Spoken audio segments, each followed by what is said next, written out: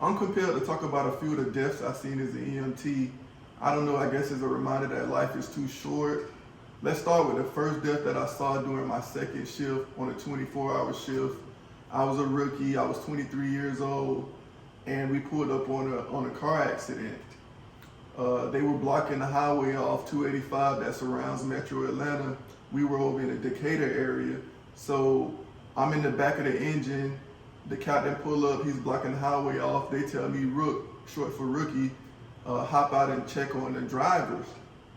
I hop out, it's one car, and the whole roof of the car is peeled back, windshield kind of smashed in, and we realized that a tire from a van coming the opposite direction came off a van, skipped the median, and went through this lady's car, the windshield and the roof of the car. So when I walk up to the car, her arms are on the steering wheel like this, and her head is gone. She was decapitated, right? That was the first death that I ever saw my second shift. And it just stuck with me because I guess it was the first death and it was like some Final Destination stuff. Another death that popped out to me was a guy, he lived in a subdivision, and in one area of the subdivision there was a pond that, it was houses that surrounded a pond in the area of the subdivision, and he lived in one of those houses that surrounded the pond. Now he was in the back with a pole saw, it was a power pole, so it had an actual chainsaw at the end of the pole, and he was cutting a tree back in the marshy area by the pond. I think it rained that day or something, but I remember it was real marshy when we got there.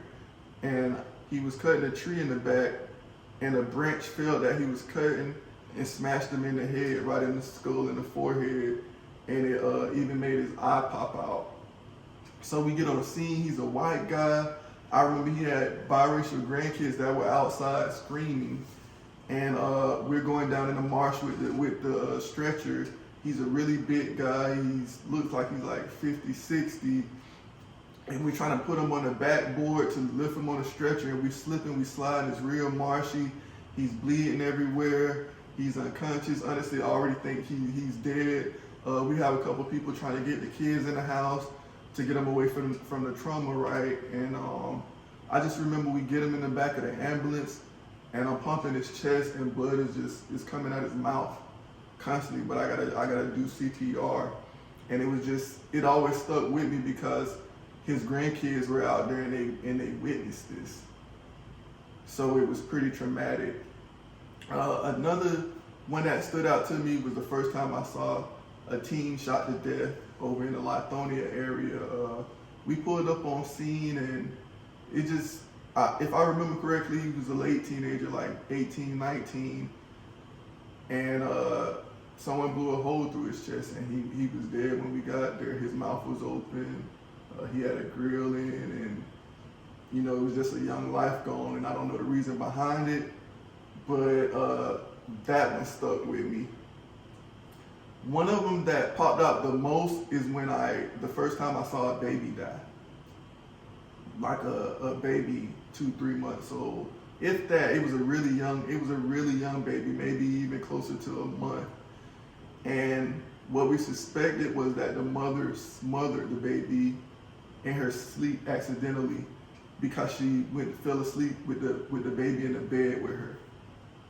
And it could have been SIDS, it could have been something else, but the mom also thought that, and she was devastated, and it was like you couldn't avoid the sadness to hear a mother scream when her baby dies, a baby that she's already been getting attached to, right? And we got on scene. The baby was unconscious. It had no vital signs. We still worked the baby. We had to pull out little special tools, and that's one that stuck with me a lot.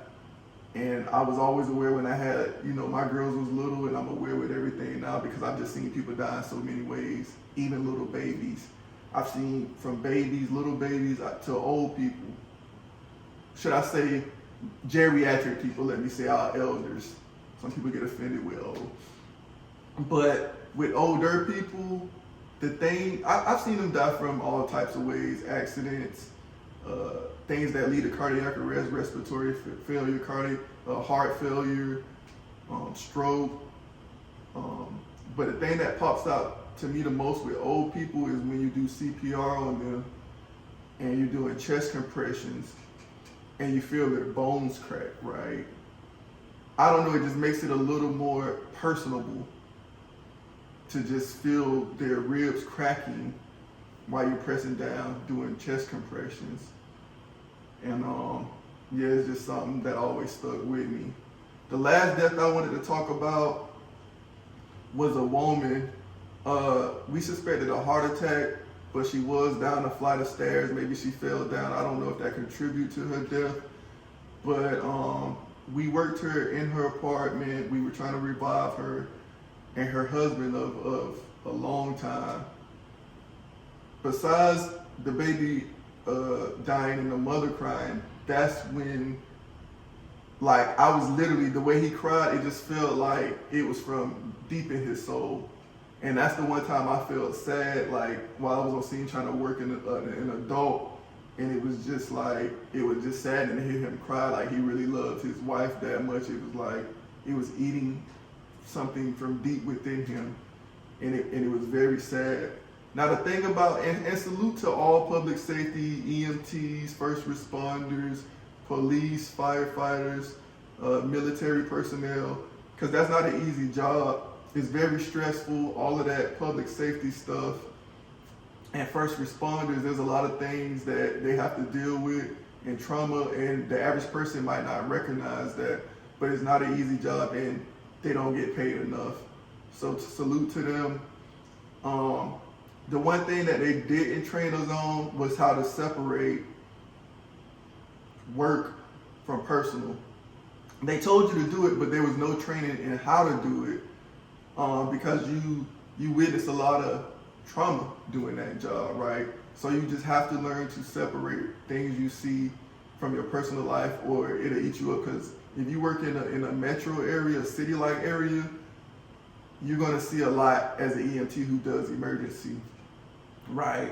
So I say all of that to say, life too short, enjoy the journey.